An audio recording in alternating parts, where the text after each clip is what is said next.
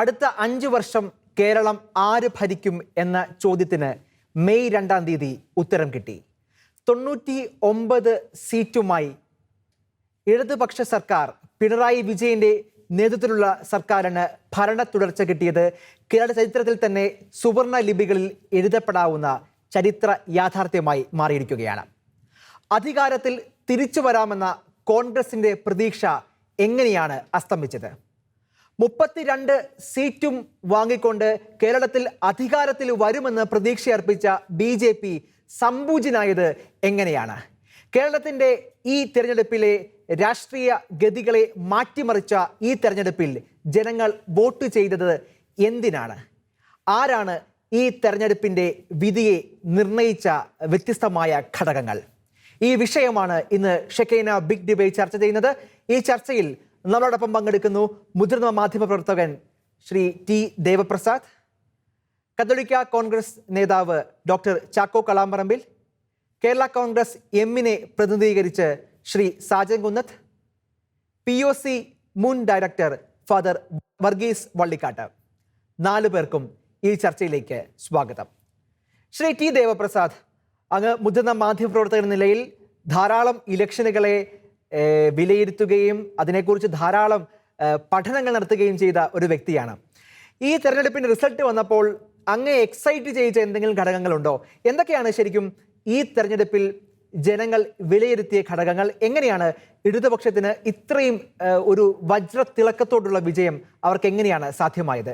എന്താണ് അങ്ങയുടെ നിരീക്ഷണം ഈ വിഷയത്തിൽ?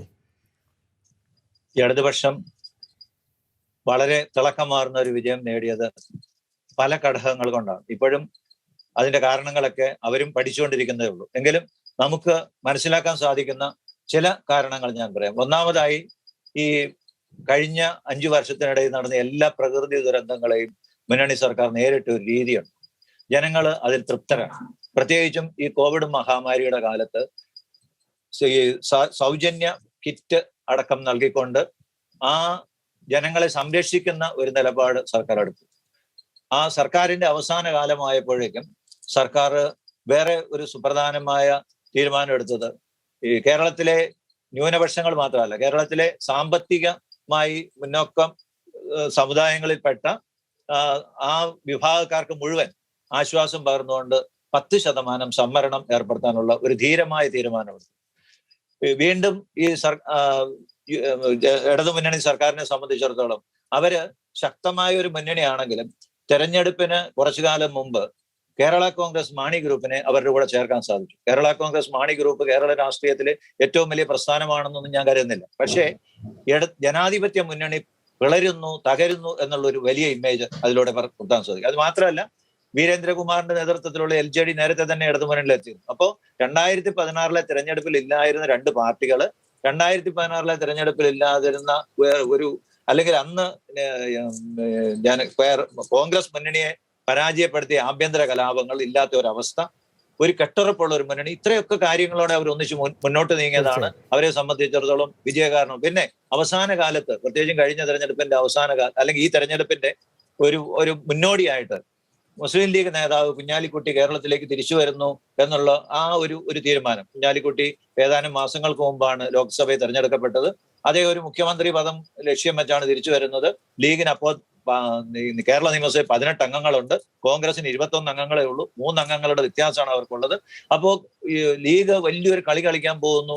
ലീഗ് കഴിഞ്ഞ ഒരു 40 വർഷമായി കേരള രാഷ്ട്രീയത്തിൽ ഭരണത്തിൽ ഒതുങ്ങി നിന്നുകൊണ്ട് നേടിയെടുത്തിരിക്കുന്നതിനേക്കാൾ ഒത്തിരി വലിയ ആനുകൂല്യങ്ങൾ നേടാൻ പോകുന്നു. കോൺഗ്രസിന് അതിനെതിരെ പറയാനുള്ള ധൈര്യമില്ല. ഇങ്ങനെയൊക്കെ മനുഷ്യരുടെ മനസ്സിൽ ഒത്തിരി ആശങ്കകൾ വന്നു. ഇതൊക്കെ പരസ്യമായി പ്രകടിപ്പിച്ചവരും പ്രകടിപ്പിക്കാത്തവരും അത് ബാലറ്റ് പേപ്പറിൽ അടയാളപ്പെടുത്തിയെന്നതാണ് ഇടതുമുന്നണിക്ക് കിട്ടിയ ഈ ഒരു വിജയത്തിന്റെ കാര്യം. ഇത് ഒരു ഘടകത്തിന്റെ നിരവധി ഘടകങ്ങൾ, മുന്നണിയുടെ ഘടനയിലടക്കം ഉള്ള നിരവധി ഘടകങ്ങളുടെ ഒരു ഫലമാണിത്. അങ്ങനെ ഉണ്ടായതാണ് ഈ വിജയം. ഫാദർ വർഗീസ് വള്ളിക്കാട്ട്, അങ്ങ് ഈ ഇലക്ഷനുമായി ബന്ധപ്പെട്ടുള്ള ഫേസ്ബുക്ക് പോസ്റ്റ് ഒക്കെ വളരെയധികം ശ്രദ്ധിക്കപ്പെട്ടിട്ടുണ്ടായിരുന്നു. അങ്ങയുടെ നിലപാട് അങ്ങ് ഫേസ്ബുക്ക് പോസ്റ്റിൽ അറിയിക്കുകയും ചെയ്തു. അങ്ങ് ഈ തെരഞ്ഞെടുപ്പ് റിസൾട്ടിനെ നോക്കി കാണുമ്പോൾ എന്തൊക്കെ ഘടകങ്ങളാണ് ഈ ഒരു വിജയത്തിന് കാരണമായിട്ട് അങ്ങ് വിലയിരുത്തുന്നത്? ഫാദർ വർഗീസ് വള്ളിക്കാട്ട്. ഇതിനെ 2 രീതിയിൽ കാണാമെന്ന് ഞാൻ വിചാരിക്കുന്നു. ഒന്ന്, ഇടതുപക്ഷ മുന്നണിയുടെ വളരെ ഉജ്ജ്വലമായിട്ടുള്ള വിജയമാണ്. രണ്ടാമത്തെ അതിന്റെ ഘടകം, ഇപ്പോൾ ഭരണത്തിലേക്ക് വരാം എന്ന് പ്രതീക്ഷിച്ചുകൊണ്ട് വളരെ പ്രതീക്ഷയോടെ ഇലക്ഷനിൽ മത്സരിച്ച UDFന്റെ അപ്രതീക്ഷിതമെന്ന് അവര് പറയുന്ന പരാജയമാണ്. ഈ രണ്ട് ഘടകങ്ങളെയും വിലയിരുത്തേണ്ടതുണ്ട് എന്ന് ഞാൻ വിചാരിക്കുന്നു. ഒന്ന്, ഇടതുമുന്നണിയുടെ വിജയത്തിന് പല ഘടകങ്ങളുണ്ട്. ഈ കഴിഞ്ഞ 5 വർഷത്തെ അതിന്റെ ഭരണത്തിന്റെ സവിശേഷത തന്നെയാണ് ഒന്നാമതെന്ന് പറയാതിരിക്കാൻ വയ്യ. കാരണം പല ദുരിതങ്ങളിലൂടെ കേരളം കടന്നുപോയ ഒരു കാലഘട്ടമായിരുന്നു അത്. 2018 പ്രളയമാണെങ്കിലും 2019 വലിയ മണ്ണിടിച്ചിലും പ്രളയത്തിന്റെ ആ ഒരു സാഹചര്യവും തുടർന്ന് വന്നിട്ടുള്ള ഈ നിപ്പയുടെയും പിന്നീട് വന്ന ഈ കോവിഡിന്റെയും ഒക്കെ പശ്ചാത്തലങ്ങളും ഒക്കെ കേരളത്തിൽ പലതരത്തിലുള്ള മുമ്പ് നമ്മൾ കണ്ടിട്ടില്ലാത്ത തരത്തിലുള്ള ദുരിതങ്ങൾ ജനങ്ങൾക്കുണ്ടാക്കി. അതിനെ നേരിടുന്ന കാര്യത്തിൽ വളരെ ഫലപ്രദമായ രീതിയിലും വളരെ ജനപക്ഷത്ത് നിന്നുകൊണ്ടും ഉള്ള ഒരു സമീപനം ഇവിടെ ഭരിച്ചുകൊണ്ടിരുന്ന ഇടതുപക്ഷ ഗവൺമെന്റ് എടുത്തു എന്നുള്ളതാണ് ഈ അത് അവരുടെ ഭരണ നേട്ടമായിട്ട് തന്നെ എടുത്തു പറയേണ്ടതാണ്. അതിന് മുഖ്യമന്ത്രി അടക്കമുള്ളവരുടെ നേതൃത്വം, എല്ലാ സർക്കാർ സംവിധാനങ്ങളെയും ഏകോപിപ്പിച്ചുകൊണ്ടുള്ള പ്രവർത്തനം, എല്ലാ ജനവിഭാഗങ്ങളെയും ഒരുമിപ്പിച്ചു കൊണ്ടുവരുന്നതായ വലിയ ഒരു സഹകരണത്തിന്റെ, സാഹോദര്യത്തിന്റെ ഒരു അന്തരീക്ഷം സൃഷ്ടിച്ചെടുക്കൽ, എല്ലാവരുടെയും സഹകരണവും പങ്കാളിത്തവും ആവശ്യമുണ്ട് കേരളത്തിന്റെ ഒരു ഒരു ഒരു തിരിച്ചുവരവിന് എന്നുള്ള ഒരു ബോധം ജനങ്ങൾക്ക് പകർന്നു കൊടുക്കാനായി പ്രത്യേകിച്ച് മുഖ്യമന്ത്രിയും അദ്ദേഹത്തിന്റെ പത്രസമ്മേളനങ്ങളും ഒക്കെ എടുത്ത ആ ഒരു പങ്ക്, ഇതൊക്കെ ഇതിനകത്ത് വളരെ പ്രധാനപ്പെട്ട പങ്ക് വഹിച്ചിട്ടുണ്ടെന്നാണ് ഞാൻ വിചാരിക്കുന്നത്. ഒരു കാര്യം കൂടി പറയട്ടെ, ഈ പട്ടിണിയുടെ ദിവസങ്ങളെന്ന് നമുക്ക് പറയാമായിരുന്ന ഈ ലോക്ക്ഡൌണിനെ തുടർന്ന് ഇങ്ങോട്ട് വന്ന ഈ ഒരു സാഹചര്യവും, അതുപോലെ മുമ്പ് നമ്മൾ പ്രളയത്തെ നേരിട്ട സാഹചര്യത്തിലും ജനങ്ങൾ വളരെ ദുരിതങ്ങൾ നേരിട്ട ആ ഒരു സമയത്ത് ജനങ്ങൾക്ക് ഒരു കാരണവശാലും പട്ടിണി അനുഭവിക്കുന്ന ആരും തന്നെ കേരളത്തിൽ ഉണ്ടായില്ല എന്നുള്ള ഒരു സാഹചര്യവും ഉണ്ട്. അതും ജനങ്ങൾ തീർച്ചയായിട്ടും പരിഗണിച്ചിട്ടുണ്ടാവും എന്ന് ഞാൻ വിചാരിക്കുകയാണ്. ഇതേ ഘടകങ്ങൾ മറ്റൊരു ആളാണ് കേരളത്തിൽ ഭരിക്കുന്നതെങ്കിൽ, ഇതേ ഘടകങ്ങൾ ഉണ്ടായിരുന്നെങ്കിൽ അത് വോട്ടായി മാറുമെന്ന് നമുക്ക് ഉറപ്പിക്കാൻ പറ്റുമോ? ആ ഫാക്ടറാണോ അതോ അതിന് ലീഡർഷിപ്പാണോ അവരുടെ പ്രസക്തമായത്? നമ്മൾക്ക് അങ്ങനെ വിചാരിക്കാം, വേണമെങ്കിൽ അങ്ങനെ പറയാം. ഈ ഒരു സാഹചര്യം മുമ്പുണ്ടായിട്ടില്ലാത്ത സാഹചര്യങ്ങളായതുകൊണ്ട്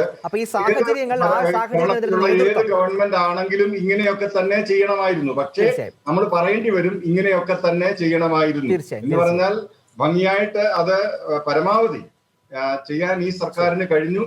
ഒരുപക്ഷെ മറ്റ് സർക്കാരുകൾ ചെയ്യില്ല എന്ന് നമ്മൾക്ക് പറയാൻ കഴിയില്ല, കാരണം അതൊരു മുൻവിധിയായിരിക്കും. തീർച്ചയായും തിരിച്ചു വരാം. ശ്രീ സാജൻ കുന്നത്ത്, ഇടതുപക്ഷത്തിന്റെ ഭരണം കേരള കോൺഗ്രസ് എം ഇടതുപക്ഷത്തിന്റെ കൂടെയാകുന്നു, ഭരണ തുടർച്ച ലഭിക്കുന്നു.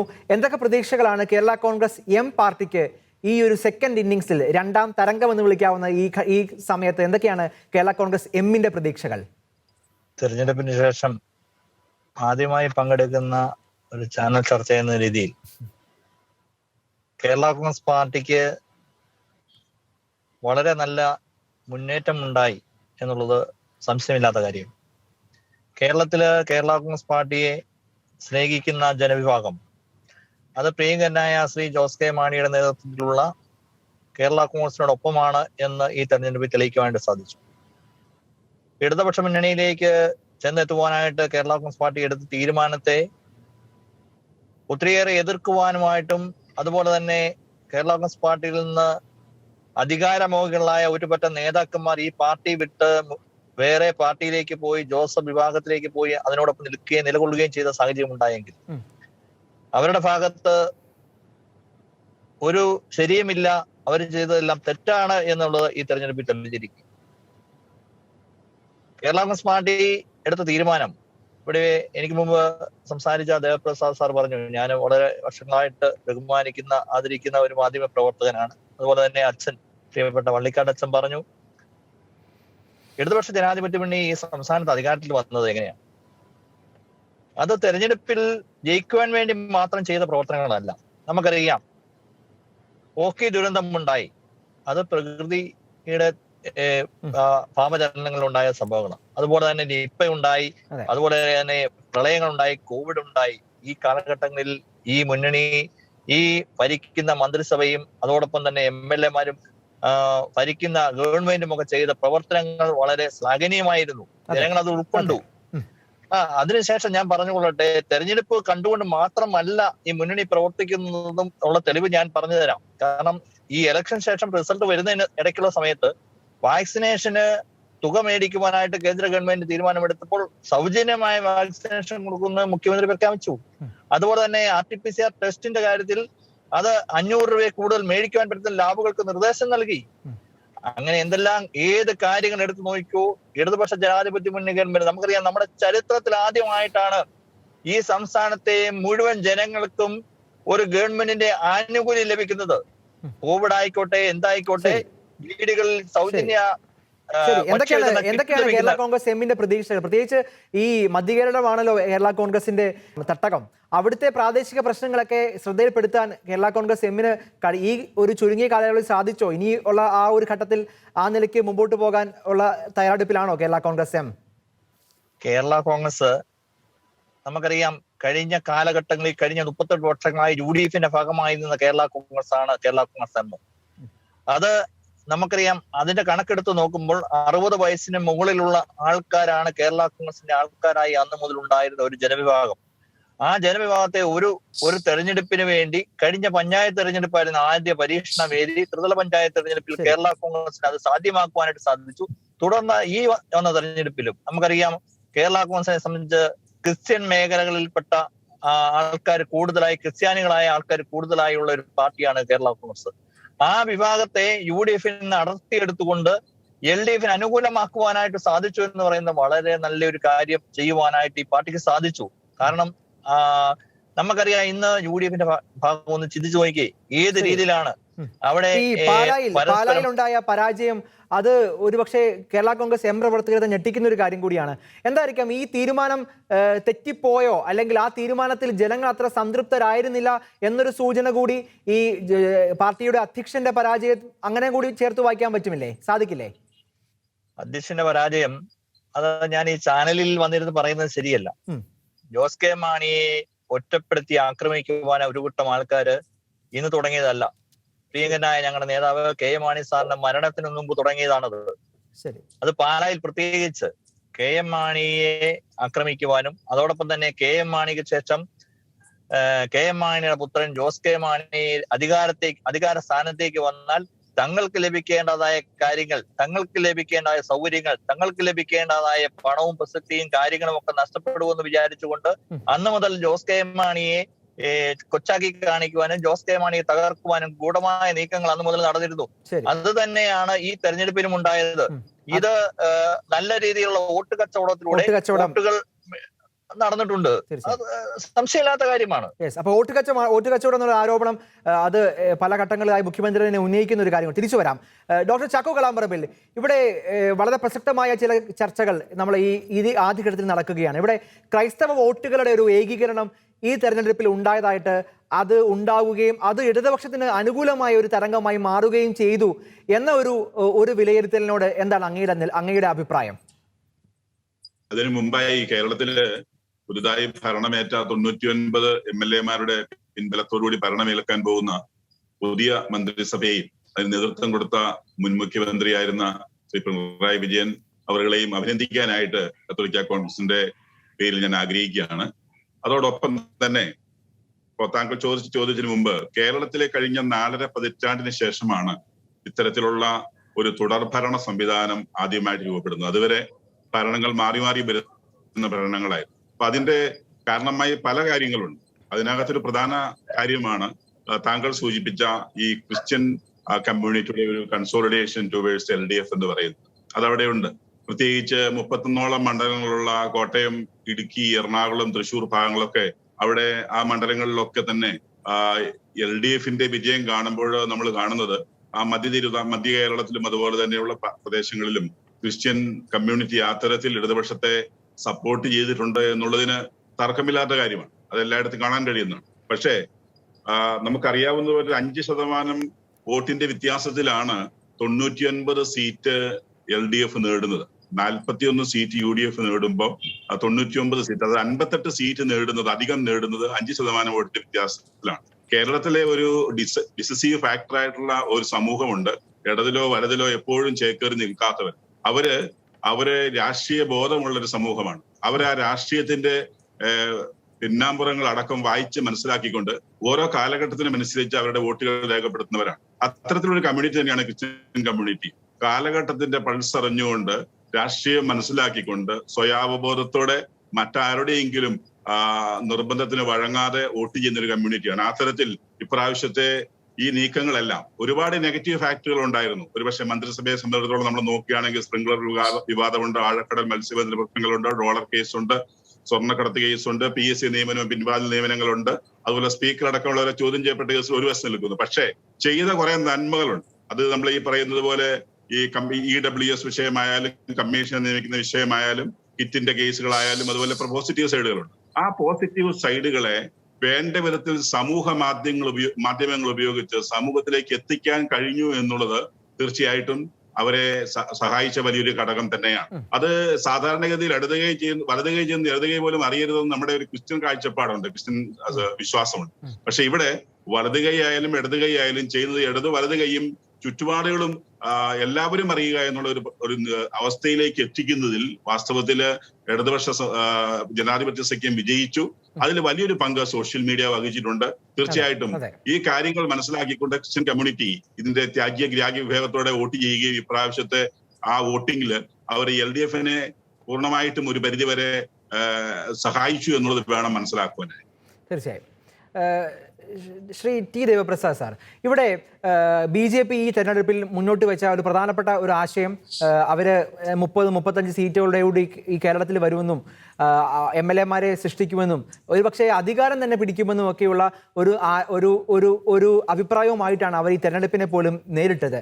ഈ BJP ഈ ഇലക്ഷനിൽ ഒരു വലിയ ഒരു ഫാക്ടറായി മാറും എന്ന ഒരു ആശങ്ക ന്യൂനപക്ഷങ്ങളിടയിൽ ഉണ്ടാവുകയും ആ ആശങ്ക ആണോ ഈ ന്യൂനപക്ഷങ്ങൾ ഒന്നാകെ LDF-ലേക്ക് പോകാനുള്ള ഒരു കാരണം അതാണോ, അതോ മറ്റേതെങ്കിലുമൊക്കെ കാരണങ്ങൾ? ഉദാഹരണം അങ്ങ് സൂചിപ്പിച്ചതുപോലെ സാമ്പത്തിക സംവരണം, അല്ലെങ്കിൽ ക്രൈസ്തവ ന്യൂനപക്ഷങ്ങളുടെ പ്രശ്നങ്ങൾ പഠിക്കാൻ വേണ്ടിയുള്ള JB കോശി കമ്മീഷൻ, അങ്ങനെ പല കാര്യങ്ങളിലൂടെ ആണോ അവർ ഈ ഒരു പാലം വളരെ എളുപ്പം ആ ഒരു ബോണ്ട് സാധ്യമാക്കിയത്?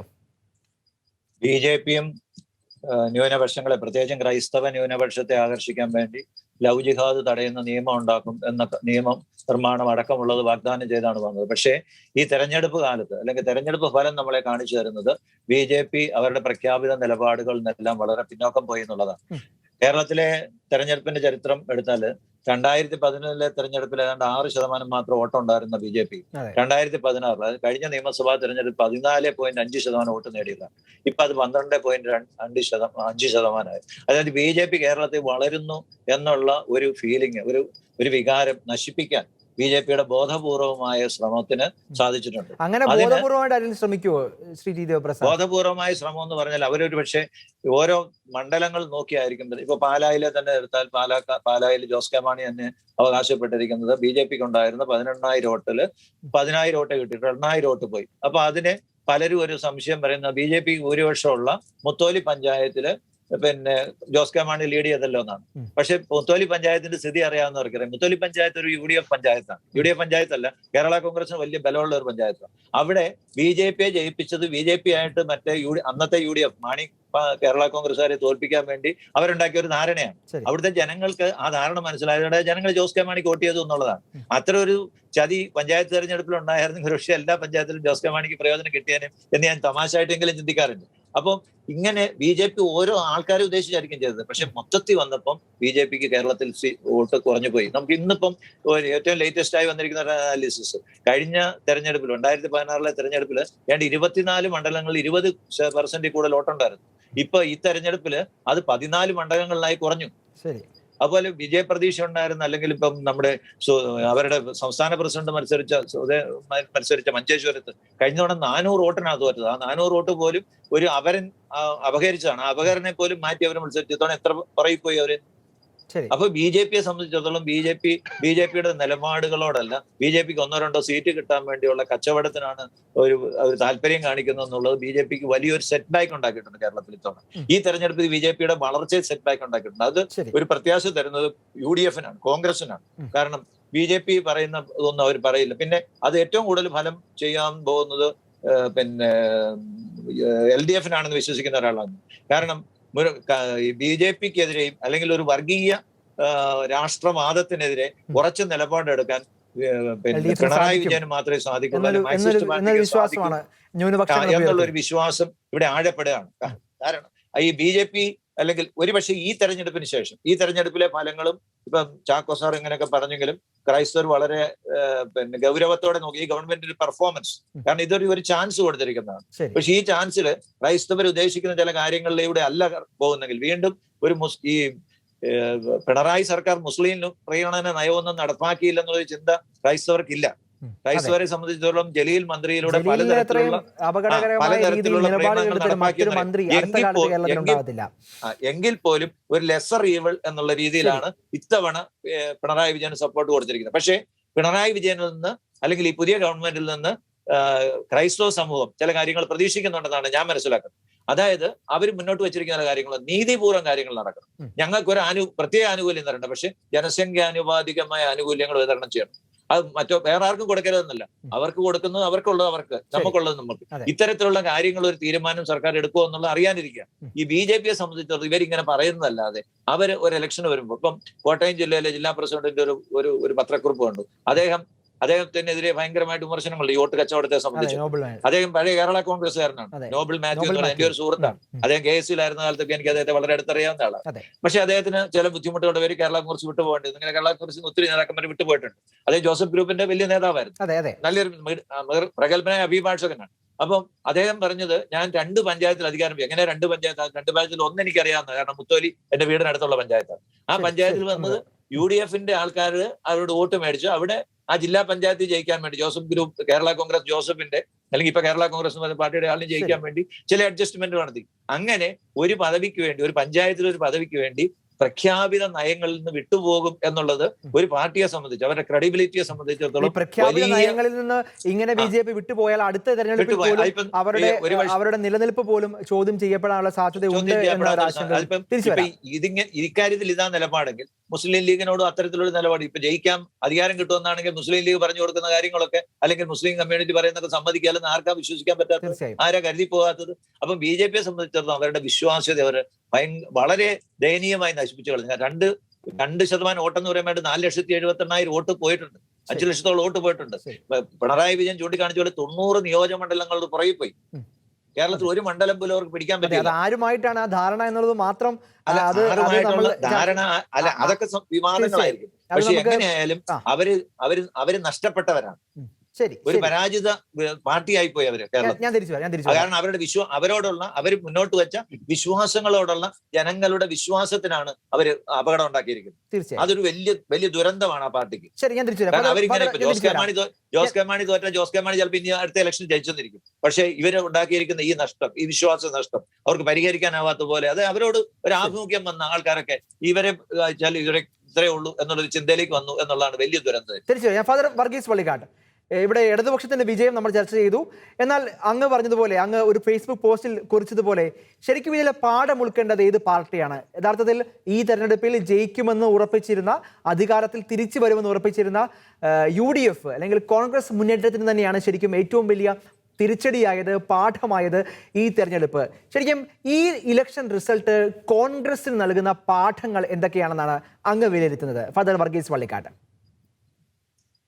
ഒന്നാമതായിട്ട് ഞാൻ മനസ്സിലാക്കുന്നത്, ഈ തെരഞ്ഞെടുപ്പിൽ കോൺഗ്രസിന് മുന്നോട്ട് വയ്ക്കാനുണ്ടായിരുന്നത് ഇടതുപക്ഷത്തിന്റെ ഭരണ പരാജയങ്ങൾ എന്നുള്ള രീതിയിൽ അവർ ചൂണ്ടിക്കാണിക്കുന്ന അഴിമതികളായിരുന്നു. സർക്കാരിന്റെ അഴിമതികൾ എന്നുള്ള രീതിയിൽ പല ആരോപണങ്ങൾ ശക്തമായിട്ട് അധികാരത്തിലിരിക്കുന്ന സമയത്തും ഇലക്ഷന്റെ പ്രചരണം നടക്കുന്ന സമയത്തും ജനങ്ങളുടെ മുമ്പിലേക്ക് കൊണ്ടുവരാനായിട്ട് കോൺഗ്രസിന് സാധിച്ചു എന്നുള്ളത് വാസ്തവം തന്നെയാണ്. എന്നാൽ ഒരു പാർട്ടി എന്നുള്ള നിലയ്ക്ക്, ഒരു രാഷ്ട്രീയ പ്രസ്ഥാനം എന്നുള്ള നിലയ്ക്ക് വ്യക്തമായ ഒരു രാഷ്ട്രീയം മുന്നോട്ട് വെക്കുന്നതിൽ കോൺഗ്രസ് പാർട്ടി ഈ ഇലക്ഷനിൽ ഏതാണ്ട് സമ്പൂർണമായി തന്നെ പരാജയമായിരുന്നു എന്നാണ് ഞാൻ അതിനെ വിലയിരുത്തുന്നത്. കാരണം ഈ കോൺഗ്രസ് പാർട്ടി എന്തിനു വേണ്ടി നിലകൊള്ളുന്നു, എന്താണ് കോൺഗ്രസിന്റെ അടിസ്ഥാനപരമായിട്ടുള്ള ആദർശങ്ങളും താല്പര്യങ്ങളും അതിന്റെ മൂല്യങ്ങളും എന്ന് വ്യക്തമായി ജനങ്ങളെ ബോധ്യപ്പെടുത്താൻ ഇന്നത്തെ കോൺഗ്രസ് പ്രസ്ഥാനത്തിന് കഴിയുന്നില്ല. ഒരുപക്ഷെ ചരിത്രത്തിലെ കോൺഗ്രസിന് ഉയർത്തിപ്പിടിക്കാനുള്ള മൂല്യങ്ങളും ആദർശങ്ങളും ഉണ്ടായിരുന്നു. അതൊക്കെ തന്നെയാണ് ഇപ്പോഴും ഉള്ളത് എന്നൊക്കെ അങ്ങ് നമ്മൾ വിചാരിക്കുകയാണെങ്കിൽ കുഴപ്പമില്ല. പക്ഷേ അങ്ങനെ വിചാരിക്കാവുന്ന സാഹചര്യമല്ല ഇപ്പോൾ ഉള്ളത്. ഇന്നത്തെ മാറിയ സാഹചര്യത്തിൽ കോൺഗ്രസ് ഇവിടെ പരമ്പരാഗതമായി ഉയർത്തിപ്പിടിച്ചുകൊണ്ടിരുന്ന ജനാധിപത്യ മതേതരത്വ മൂല്യങ്ങൾക്ക് വേണ്ടി ആ പാർട്ടി നിൽക്കുമെന്നോ നിൽക്കുന്നുണ്ടെന്നോ അത്തരം മൂല്യങ്ങൾക്ക് വിരുദ്ധമായിട്ടുള്ള നീക്കങ്ങൾ കേരള സമൂഹത്തിൽ UDFിലെ മറ്റ് ഘടകകക്ഷികളുടെ ഭാഗത്തു നിന്ന് തന്നെ ഉണ്ടാകുമ്പോൾ പോലും അതേ സംബന്ധിച്ച് ഒരു നിലപാടെടുക്കുന്നതിനോ തെറ്റായിട്ടുള്ള പ്രവണതകൾ കാണുമ്പോൾ അത് ചൂണ്ടിക്കാട്ടുന്നതിനോ ഇന്ത്യയുടെ ഭരണഘടനയുടെയും അതുപോലെ ഇന്ത്യൻ നാഷണൽ കോൺഗ്രസിന്റെയും അടിസ്ഥാനപരമായ മൂല്യങ്ങൾക്കനുസരിച്ച് ചില കാര്യങ്ങൾ തെറ്റാണെന്ന നിലപാടെടുക്കുന്നതിനോ കോൺഗ്രസ് പാർട്ടിക്ക് കഴിഞ്ഞിട്ടില്ല എന്നുള്ളതാണ് ഒരു പ്രധാനപ്പെട്ട കാര്യം. ഇത് സാധാരണഗതിയിൽ കോൺഗ്രസ് ഒരിക്കലും പരിഗണിക്കാത്ത ഒരു വിഷയമാണ്. ഇപ്പോൾ നമ്മൾ കാണുന്നു, ഈ ഇലക്ഷന്റെ പരാജയത്തെ പഠിക്കുന്നതിന് വേണ്ടി ഒരു കമ്മിറ്റിയെ വെക്കും. കമ്മിറ്റി നോക്കാൻ പോകുന്നതൊക്കെ ഇവിടുത്തെ നേതൃത്വം ആരൊക്കെയായിരുന്നു, ആ നേതൃത്വത്തിന്റെ കൂടെ ആരൊക്കെ ഉണ്ടായിരുന്നു, അവർ ചെയ്തത് എന്തൊക്കെയായിരുന്നു, നടത്തിയ പരിപാടികൾ എന്തൊക്കെയായിരുന്നു, അതിൽ ആൾക്കൂട്ടം എങ്ങനെ ഉണ്ടായിരുന്നു, ഇതൊക്കെയാണ് പഠിക്കാൻ പോകുന്നത്. പക്ഷെ ഇതൊന്നുമല്ല യഥാർത്ഥത്തിലുള്ള വിഷയം. ഏത് വ്യക്തി അധികാരത്തിൽ വരുന്നു അല്ലെങ്കിൽ നേതൃത്വത്തിൽ ഇരിക്കുന്നു എന്നുള്ളത് കോൺഗ്രസിന് ആദ്യം മുതൽ പ്രധാനപ്പെട്ടതാണ്. കാരണം കോൺഗ്രസ് ഒരു കമ്മ്യൂണിസം പോലെയോ അല്ലെങ്കിൽ ഇപ്പോഴത്തെ BJP പോലെയോ ഉള്ള ഒരു ഐഡിയോളജിയുള്ള അത്തരം ഒരു ഐഡിയോളജിയിൽ നിലനിൽക്കുന്ന പ്രസ്ഥാനമല്ല. കോൺഗ്രസ് മുന്നോട്ട് വെച്ചത് ഒരു ദേശീയതയാണ്. ആ ദേശീയത ജീവിച്ച ചില വ്യക്തികളാണ്, ചില കരിസ്മാറ്റിക് ലീഡർഷിപ്പ് ഉണ്ടായിരുന്ന ഗാന്ധിജിയെ പോലെ ഉണ്ടായിരുന്ന, നെഹ്റുവിനെ പോലെ ഉണ്ടായിരുന്ന വ്യക്തികൾ. അതുകൊണ്ട് തന്നെ കുറെയെല്ലാം ഈ കോൺഗ്രസ് പാർട്ടി വ്യക്തി കേന്ദ്രീകൃതമാണ് എന്ന് പറയുന്നത് വസ്തുതയാണ്. കേരളത്തിന്റെ കോണ്ടെക്സ്റ്റിൽ എന്തൊക്കെയായിരിക്കും പ്രധാനപ്പെട്ട വിഷയമായത്? ഞാൻ പറഞ്ഞു വരുന്നത്, ആ കാലത്തെ വ്യക്തികൾക്ക് അവർ പ്രതിനിധാനം ചെയ്യുന്ന മൂല്യങ്ങളെ സംബന്ധിച്ചും ആദർശങ്ങളെ സംബന്ധിച്ചും ഒരിക്കൽ പോലും സംശയമുണ്ടായിരുന്നില്ല. ഗാന്ധിജി ഒരിക്കലും അദ്ദേഹത്തിന്റെ മൂല്യങ്ങൾക്ക് വിട്ടുവീഴ്ച ചെയ്തിരുന്നില്ല, ആദർശങ്ങളിൽ വിട്ടുവീഴ്ച ചെയ്തിരുന്നില്ല. അത്തരം വ്യക്തികളോട് ചേർന്നാണ് കോൺഗ്രസ് വളർന്നത്. എന്നാൽ ഇന്ന് വ്യക്തി കേന്ദ്രീകൃതമായി ഈ പാർട്ടി വളരാനും ആ പാർട്ടി പല ഗ്രൂപ്പുകളായി തിരിയാനും ഒക്കെ പരിശ്രമിക്കുമ്പോൾ ഈ വ്യക്തികളുടെ മൂല്യം, അവരുടെ ആദർശങ്ങൾ എന്ത്, മൂല്യങ്ങൾ എന്ത്, ഈ കോൺഗ്രസ് പ്രസ്ഥാനം കഴിഞ്ഞ ഏതാണ്ട് ഒരു നൂറ്റാണ്ടായി ഉയർത്തിക്കൊണ്ടുവന്ന ആ മൂല്യശ്രേണിയിൽ, മൂല്യ അടിത്തറയിൽ നിൽക്കാൻ ഈ കോൺഗ്രസ് പാർട്ടിക്ക് സാധിക്കുന്നുണ്ടോ എന്നുള്ളത് പരിശോധിക്കുന്നില്ല. അതുകൊണ്ട് തന്നെ കോൺഗ്രസിന് എവിടെ വേണമെങ്കിലും മതേതരത്വത്തിന് വേണ്ടി അതിന് ഇങ്ങോട്ട് ചായാം.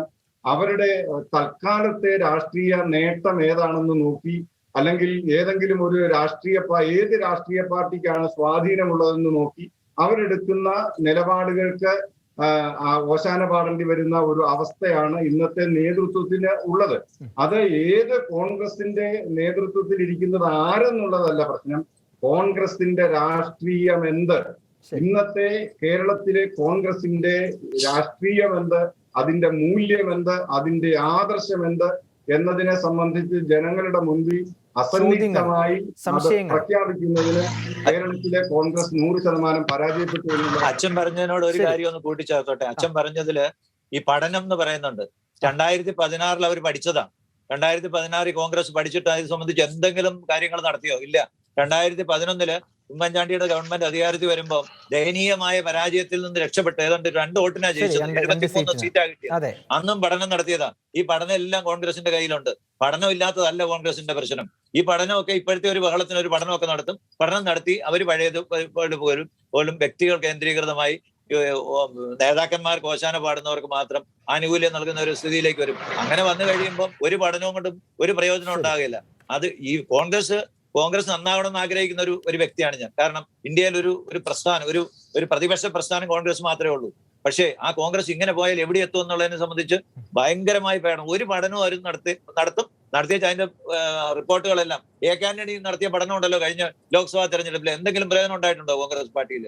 ഇതാണ് ഈ കോൺഗ്രസിന്റെ ഒരു അവസ്ഥ. ശരി, തീർച്ചയായും. ഡോക്ടർ ചാക്കോ കളാമ്പറമ്പിൽ, ഇവിടെ പുതിയ മന്ത്രിസഭ സത്യപ്രതിജ്ഞ ചെയ്യാനുള്ള നടപടിക്രമങ്ങളും അതിന്റെ ചർച്ചകളും ഒക്കെ തകൃതി നടക്കുന്ന ഒരു സമയമാണ്.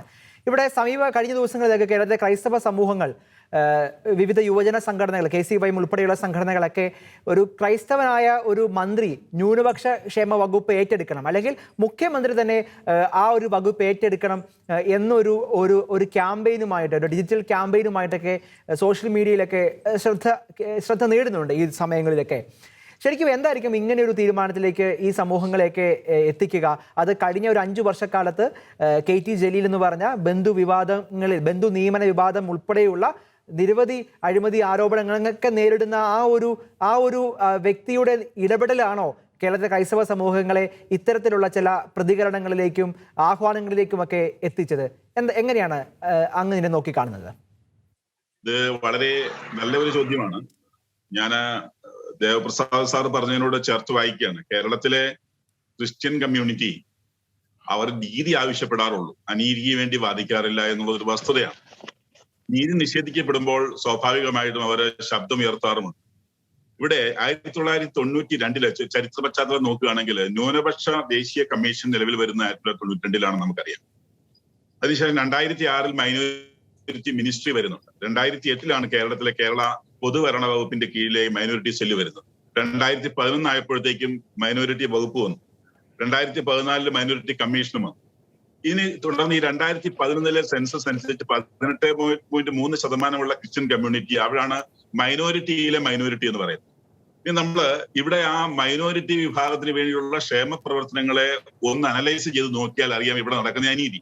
കഴിഞ്ഞ 2 പ്രാവശ്യവും ഈ മൈനോറിറ്റി മിനിസ്ട്രി വന്നതിന് ശേഷം ഇത് കൈകാര്യം ചെയ്തുകൊണ്ടുവരുന്നത് മൈനോറിറ്റി കമ്മ്യൂണിറ്റിയിലെ മെജോറിറ്റി കമ്മ്യൂണിറ്റി എന്നുള്ള ഒരു മന്ത്രിയായിരുന്നു. മൈനോറിറ്റി വിഭാഗത്തിലെ മെജോറിറ്റി കമ്മ്യൂണിറ്റി എന്നുള്ള, അതായത് മുസ്ലിം കമ്മ്യൂണിറ്റിയിലെ ഒരു മന്ത്രിയായിരുന്നു. ഇവിടെ സ്കോളർഷിപ്പുകളെ അതിന്റെ പശ്ചാത്തലത്തിൽ നമ്മൾ ഇവിടെയുള്ള ജനങ്ങളുടെ റേഷ്യോ അല്ലെങ്കിൽ അനുപാതം നോക്കാതെ തന്നെ സ്കോളർഷിപ്പുകളെ ഒരു കമ്മ്യൂണിറ്റിക്ക്, മുസ്ലിം കമ്മ്യൂണിറ്റിക്ക് 50%, ബാക്കിയുള്ള 5 കമ്മ്യൂണിറ്റിക്കും കൂടി 20% അങ്ങ് റെസ്ട്രിക്ട് ചെയ്തു സ്കോളർഷിപ്പുകൾ എടുക്കുമ്പോൾ.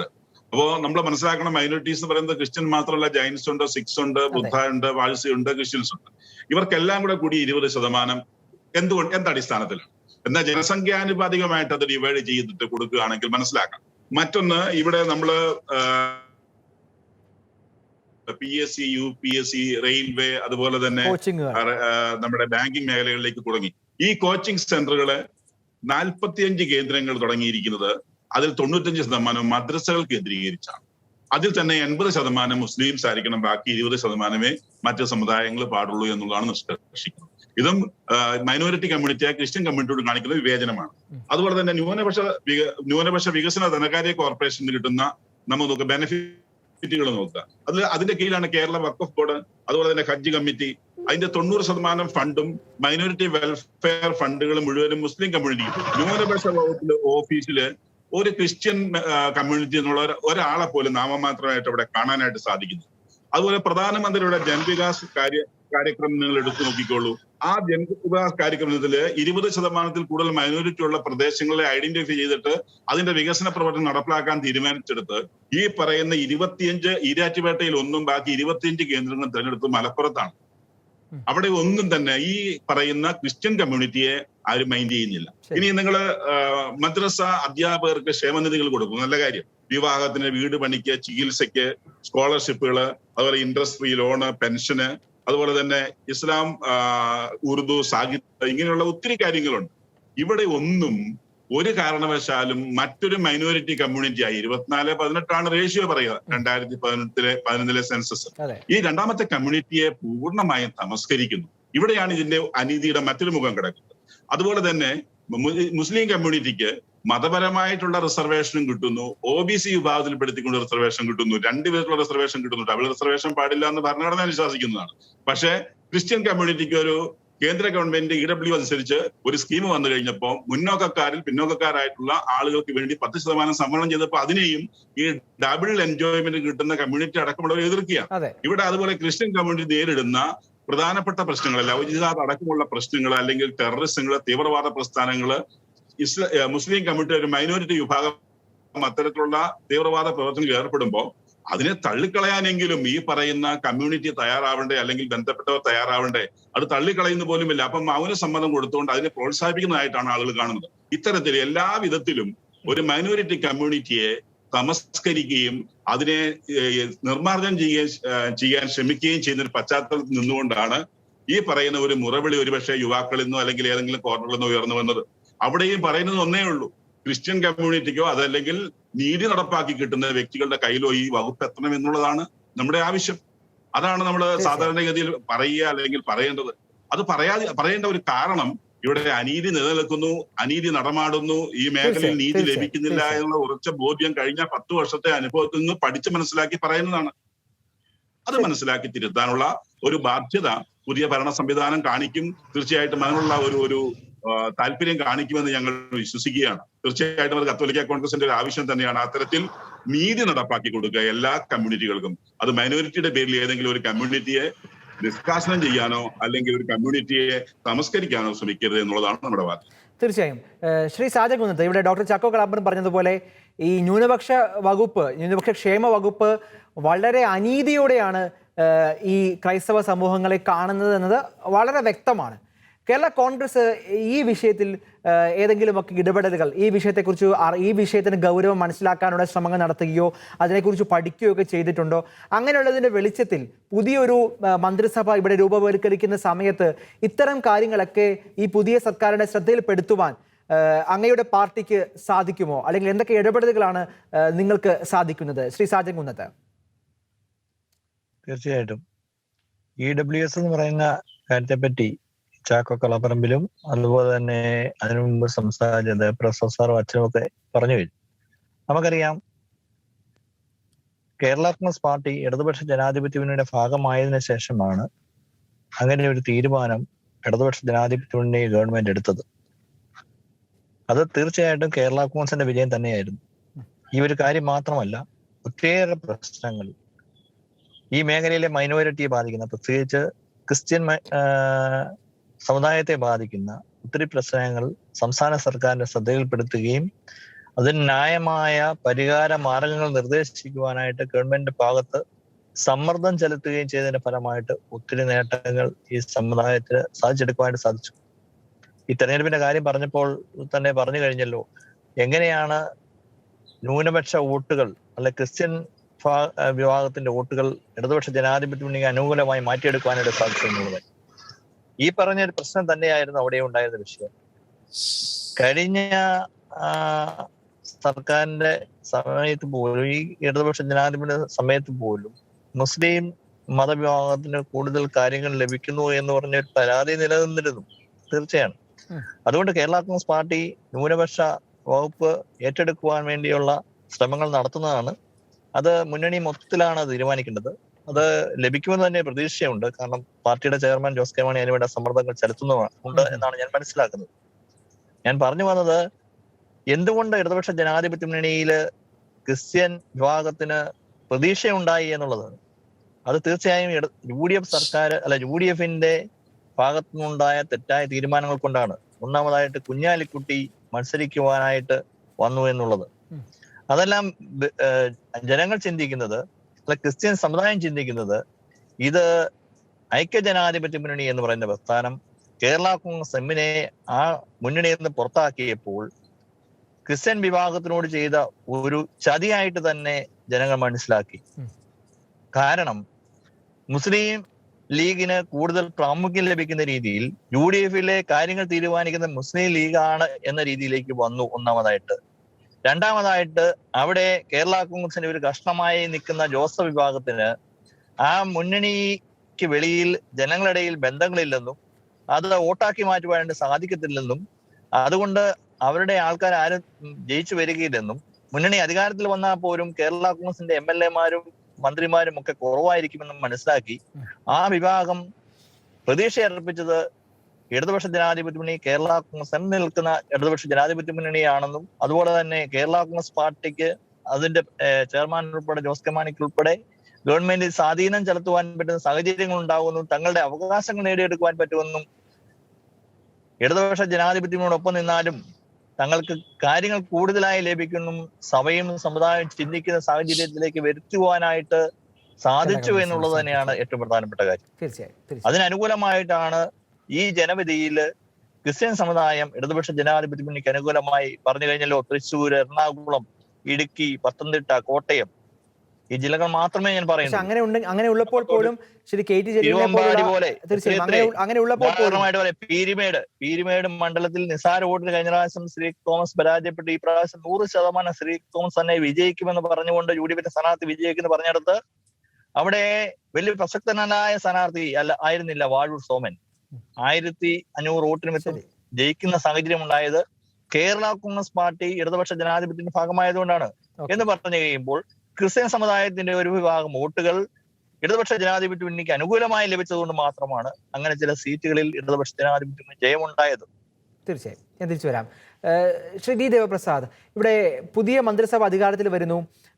യുവജനങ്ങളെയൊക്കെ ചേർത്ത് പിടിച്ചുകൊണ്ടുള്ള മന്ത്രിസഭയാണ് കേരളത്തിൽ വരുന്നതെന്ന പ്രതീക്ഷ അവിടെ നിൽക്കുന്നുണ്ട്. പക്ഷേ ബംഗാൾ നൽകുന്ന പാഠങ്ങൾ വീണ്ടും ഒരു ഭരണത്തുടർച്ച ഉണ്ടാകുമ്പോൾ അധികാരം രാഷ്ട്രീയക്കാരെ കൂടുതൽ ഏകാധിപത്യത്തിലേക്ക് നയിക്കുമെന്നൊക്കെയുള്ള പാഠങ്ങൾ ഇന്ത്യയിലെ പല സംസ്ഥാനങ്ങളിൽ നമുക്കുണ്ട്. ഭാരതത്തിൽ നിന്നുമൊക്കെ നമുക്ക് പഠിക്കാനും കുറേയധികം കാര്യങ്ങൾ ഉണ്ടല്ലോ. ആ ഒരു നിലയിൽ കേരളത്തിൽ രാഷ്ട്രീയ നിരീക്ഷകർ മുന്നിൽ വെക്കുന്ന ഒരു ആശങ്ക ഇടതുപക്ഷത്തിന്റെ മുന്നോട്ടുള്ള ഭാവിയെ പോലും ഇത്തരം ഒരു തുടർഭരണം ഒരു പക്ഷേ അത് നെഗറ്റീവായി ഒരു പക്ഷേ ഒരു റിസൾട്ടിലേക്ക് എത്തിച്ചേക്കാം. ബംഗാൾ ഉൾപ്പെടെയുള്ള സംസ്ഥാനങ്ങൾ നൽകുന്ന പാഠങ്ങൾ ചേർത്ത് വെച്ചുകൊണ്ട് പറയാറുണ്ട്. അതിലെന്തെങ്കിലും കഴമ്പുണ്ടോ? അങ്ങനെ ഉണ്ടെങ്കിൽ തന്നെ അടുത്ത 5 വർഷം എന്ത് കരുതലാണ് പുതിയ മുഖ്യമന്ത്രി പിണറായി വിജയൻ 2ാം ഇന്നിംഗ്സിലേക്ക് കടക്കുമ്പോൾ എന്തൊക്കെ കരുതലാണ് ആ പാർട്ടി സംവിധാനങ്ങൾ എടുക്കേണ്ടത്? നമ്മൾ പറയുമ്പോൾ ഇടതുമുന്നണിയെ അല്ലെങ്കിൽ മാർക്സിസ്റ്റ് പാർട്ടിയെ വല്ലാതെ പ്രശംസിക്കുന്നത് പോലെ തോന്നും. പക്ഷെ അവരുടെ സമീപനം അതാണ്. ഈ തെരഞ്ഞെടുപ്പിന് മുമ്പ് തന്നെ സ്ഥാനാർത്ഥി നിർണയ കാലത്ത് അവര് 2 ടൈമിൽ കൂടി അവർക്ക് എല്ലാം സ്ഥാനാർത്ഥിത്വം നിഷേധിച്ചു. അതിന് കാരണമായി പറഞ്ഞത് ബംഗാളിൽ ഞങ്ങളുടെ സ്ഥാനാർത്ഥികൾ ഇങ്ങനെ അത് മാത്രമാണോ മുഖ്യമന്ത്രി പിണറായി വിജയൻ അനുകൂലമായ ആളുകളെ പ്ലേസ് ചെയ്യുക ഒരു ലക്ഷ്യം കൂടി അതിനകത്തുണ്ടോ? അല്ല, അപ്പൊ അവര് ആ പരാജയത്തിൽ നിന്ന് പാഠം പഠിച്ചിട്ടുണ്ട് എന്നാണ് ഞാൻ മനസ്സിലാക്കുന്നത്. ഈ ഒരു അടയാളം ഞാൻ അതിൽ നിന്ന് മനസ്സിലാക്കുന്ന ഇതാണ്.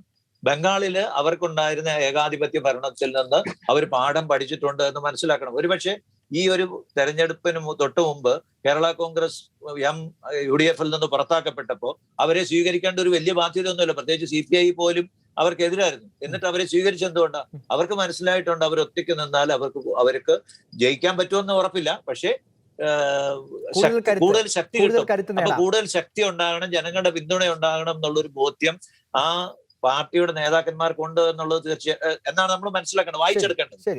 അതുപോലെ തന്നെ ഇത്തവണ ഈ പുതിയ വരാൻ പോകുന്ന ഭരണത്തിലും അല്ലെങ്കിൽ ഇനി ഈ പുതിയതായിട്ട് ആരംഭിക്കുന്ന സർക്കാരിലും ഇത്തരത്തിലുള്ള തിരുത്തലുകൾ ഉണ്ടാകും എന്നാണ് ഞാൻ ഇടതുമുന്നണിയെ സംബന്ധിച്ച് പ്രതീക്ഷിക്കുന്നത്. തിരുത്തലുകൾ ഉണ്ടായില്ലെങ്കിൽ അതിനുള്ള വില അവർ കൊടുക്കേണ്ടി വരികയും ചെയ്യും. കേരളത്തില് ബംഗാളിലേതുപോലെ ഉള്ള ഒരു പ്രതികരണം കേരളത്തിലും ഉണ്ടാവും. ഇനി ചാക്കോ സാറ് പറഞ്ഞ ഒരു കാര്യത്തിൽ ഒരു കാര്യം എനിക്ക് ഓർമ്മിപ്പിക്കാനുണ്ട്. അത് ന്യൂനപക്ഷ അവകാശങ്ങൾ ഇങ്ങനെ നമുക്ക് നഷ്ടപ്പെടുന്നതിനെ കുറിച്ച്. കത്തോലിക്ക കോൺഗ്രസ് പോലെയുള്ള സംഘടനകൾ ഒരുപക്ഷെ ഇടവക അടിസ്ഥാനത്തിൽ തന്നെ ഇങ്ങനെയുള്ള ആനുകൂല്യങ്ങളെ കുറിച്ച് നമ്മുടെ ആൾക്കാരെ ബോധ്യപ്പെടുത്തുകയും അല്ലെങ്കിൽ നമ്മുടെ ആൾക്കാർക്ക് അത് കിട്ടാൻ അർഹതയുള്ളവർ അവരാരും ഇങ്ങോട്ട് അപേക്ഷിച്ചു വന്നില്ലെങ്കിൽ തേടി കണ്ടുപിടിച്ച് ഇതിനുള്ള അപേക്ഷകൾ സമർപ്പിക്കുകയും അത് കിട്ടാതെ വരുമ്പോൾ അതിനെതിരെ പ്രതിഷേധം ഉണ്ടാക്കി നമ്മൾ മൊത്തത്തിൽ ഈ 10 വർഷം നമുക്ക് നഷ്ടപ്പെട്ടതിന്റെ ഒരു കാര്യം നമ്മൾ ഇക്കാര്യത്തിൽ വേണ്ടത്ര ജാഗ്രത പുലർത്തിയില്ല എന്നുള്ളതാണ്.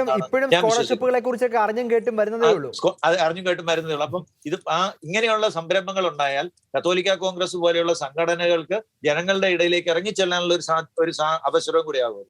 ഡോക്ടർ ചാക്കോ കലാമറമ്പിൽ ഇവിടെ സാറ് പറഞ്ഞത് വളരെ പ്രസക്തമായ ഒരു നിർദ്ദേശമല്ലേ? അങ്ങനെയുള്ള ഇടപെടലുകൾ നടത്തുന്നുണ്ടോ AKCC നിലവിൽ?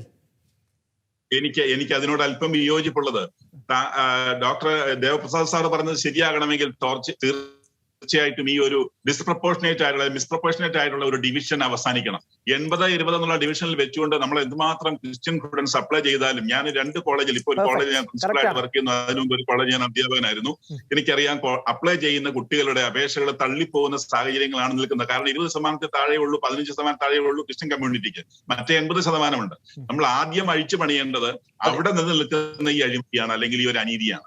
അങ്ങനെ അഴിച്ചു പണിഞ്ഞ ശേഷം സാധു പറഞ്ഞതുപോലെ നമ്മൾ സാധാരണക്കാരിലേക്ക് എത്തിച്ച കാര്യമുണ്ട്. മറ്റേ കുട്ടികൾ അപ്ലൈ ചെയ്യുകയും അപേക്ഷ തള്ളിപ്പോവുകയും ചെയ്യുമ്പോൾ പിന്നെ അടുത്ത വർഷം കുട്ടികൾ അപ്ലൈ ചെയ്യാൻ തയ്യാറാകുന്നില്ല. ഇതാണ് വസ്തുത. സാറ് പറഞ്ഞതിനോട് ഞാൻ പൂർണ്ണമായി യോജിക്കുന്നത്. അഴിച്ചു പണിയണം, ജനസംഖ്യാധികമായി അഴിച്ചു പണിയണം. അതിനെതിരെ പക്ഷെ ശക്തമായ സമ്മർദ്ദങ്ങൾ. ഇപ്പം കാര്യം LDF 99 സീറ്റുമായി ഇങ്ങനെ വിജയിച്ചിട്ടുണ്ടെന്നൊക്കെ പറഞ്ഞാലും LDF-നെ അവർ ശക്തമായി സമ്മർദ്ദം ചെലുത്തും എന്നുള്ളതിന് ഒരു സംശയവും. അത് വേറൊരു പ്രശ്നം പറഞ്ഞു. ഇപ്പൊ നമ്മൾ കേരള കോൺഗ്രസ് ജയിച്ച പൂഞ്ഞാർ മണ്ഡലമുണ്ട്. പൂഞ്ഞാർ മണ്ഡലത്തിൽ കേരള കോൺഗ്രസ് ജയിച്ച ഇടതു മുന്നണിയുടെ മാത്രം വോട്ട് കൊണ്ടല്ല. അവിടെ മുസ്ലിം കമ്മ്യൂണിറ്റിക്ക് PC ജോർജിനെ തോൽപ്പിക്കണമെന്ന് നിർബന്ധം ഉണ്ടായിരുന്നു. ആ നിർബന്ധം അതിനെ കുറിച്ച് നമുക്ക് വിശദമായി പോകണ്ട. പക്ഷെ PC ജോർജിനെ തോൽപ്പിക്കാൻ വേണ്ടി അവർ ബോധപൂർവമായിട്ട് പിന്നെ ജയിക്കാൻ സാധ്യതയുള്ള എതിർ ഗ്രൂപ്പിലെ സ്ഥാനാർത്ഥിക്ക് വോട്ട് ചെയ്തതുകൊണ്ടാണ്. അപ്പൊ അത് നമ്മൾ മനസ്സിലാക്കേണ്ട. ഇങ്ങനെ പല മണ്ഡലത്തിലും മുസ്ലിം കമ്മ്യൂണിറ്റി അവർ ജയിക്കാതെ, ഇപ്പം SDPI 41 മണ്ഡലങ്ങളിൽ മത്സരിച്ചുള്ളെങ്കിലും അവരുടെ പ്രസിഡന്റ് ഫൈസി പറഞ്ഞിരിക്കുന്നത്, പത്രസമ്മേളനത്തിൽ പറഞ്ഞത്, ഞങ്ങൾ പലയിടത്തും ഇങ്ങനെ BJP ജയിക്കാതിരിക്കാൻ അത് വളരെ എവിഡന്റ് ആണ്. അല്ല, പൂഞ്ഞാറ് മാത്രമല്ല, പല മണ്ഡലങ്ങളുണ്ട് അങ്ങനെ. അപ്പൊ അങ്ങനെ ചില മണ്ഡലങ്ങളൊക്കെ ജയിച്ചിട്ടുണ്ട്. അപ്പൊ അതിന്റെ ഒരു ഹാങ് ഓവർ അത് അങ്ങനെ കിട്ടിയ ഒരു, അതായത് ഇപ്പം ടൈംസ് ഓഫ് ഇന്ത്യ നടത്തിയ ഒരു പഠനത്തിൽ, ഒരു വിലയിരുത്തൽ അനുസരിച്ച് കേരളത്തിലെ മുസ്ലിമുകൾക്ക് പ്രാമുഖ്യമുള്ള 66 മണ്ഡലങ്ങളിൽ ഏതാണ്ട് 45 ഇടത്ത് ഇടതുപക്ഷം ജയിച്ചിട്ടുണ്ട്. അപ്പൊ ഇടതുപക്ഷം ജയിച്ചിരിക്കുമ്പോൾ അവിടുത്തെ ആൾക്കാരെ അങ്ങനെ പിണക്കിക്കൊണ്ട് ഒരു വിപ്ലവകരമായ ഒരു തീരുമാനം അവർക്കെടുക്കാൻ സാധിക്കത്തില്ല. അപ്പൊ അതിനകത്തൊരു സമ്മർദ്ദം വരും. അപ്പൊ ഇതിനകത്ത് ഇപ്പൊ ഈ ജനസംഖ്യാനുപാതികമായി നീതിപൂർവ്വം നടത്തണമെന്നുള്ള ഒരു നിലപാട് സമൂഹം ഉറച്ചു നിൽക്കുകയും കൂടുതൽ ശക്തമായ സമ്മർദ്ദങ്ങൾ ചെലുത്തുകയും ചെയ്താലേ അതിലേക്ക് എത്തിച്ചേരാൻ സാധിക്കുള്ളൂ. അല്ലെ, ഇപ്പൊ കേരള കോൺഗ്രസിന്റെ 5 MLA-മാർ അവിടെയുണ്ട്. അവർ എല്ലാവരും കൂടെ ഒന്നിച്ചു നിന്നെന്ന് പറഞ്ഞാലും ഇതൊന്നും അത്ര എളുപ്പത്തിൽ നടക്കുന്ന കാര്യമല്ല. ഒരു വലിയ സമ്മർദ്ദ ഗ്രൂപ്പ് അപ്പുറത്ത് പ്രവർത്തിക്കുന്നുണ്ട്. അത് മാത്രമല്ല, അവർക്ക് ക്രൈസ്തവ സമൂഹത്തിന് ഇല്ലാത്തതുപോലെ ഞാൻ മനസ്സിലാക്കുന്ന സാമ്പത്തികമായും അതുപോലെയുള്ള വേറെ സഹായങ്ങളും ഉണ്ടെന്നാണ് മനസ്സിലാക്കാൻ.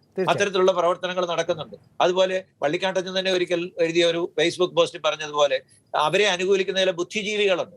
ഈ ബുദ്ധിജീവികൾക്ക് അച്ഛൻ ഒരാളെ കോട്ട് ചെയ്ത് പറഞ്ഞതാണ്. എങ്കിൽ അത് പറഞ്ഞതുപോലെ വില കൂടിയ ഈന്തപ്പഴവും നല്ല വിമാന ടിക്കറ്റുകളും കിട്ടുന്ന സംവിധാനങ്ങളൊക്കെ ഉണ്ട്.